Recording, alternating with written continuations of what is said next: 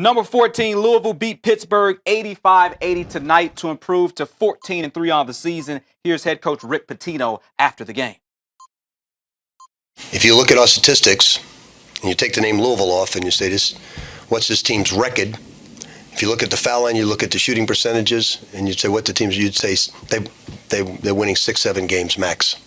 So we're 14-3, 2-2, and that bodes with a very, very tough schedule, a top 5 schedule in the nation. So we're very happy with the record, but we don't want to rebuild to next year. We want to rebuild to this year, and we've got to improve fundamentally. So Tim Pitino mentioned a tough schedule coming up. They have Duke and Florida State in their next 3 games. What do you think we might find out about Louisville during this stretch? Well, I think they have an identity. And I think in all sports, but especially in college sports, if you know what you could do really well, you have a huge advantage. You know, right now when I look at Duke, what's their identity? I don't know what they want to try to just outscore you. Yep. You know, trying to blend old guys with young guys. Coach K's not there. I think Louisville's in better shape right now than Duke's in. They're fragile. They just got beat up. I feel like Louisville's feeling confident about itself, maybe overachieving to a point where Duke's underachieving.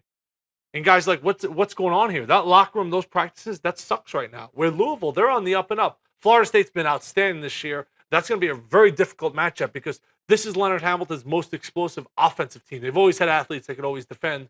But no one's going to want to play Louisville in the tournament. But they're also one of those teams that if they get the wrong matchup, if they play a team, let's just say a mid-major that has experienced guards, and they can at least compete on the backboards and shoot it pretty well, they're going to lose their first-round game, or they could make a run. They're one of those teams that can beat anybody on any given night.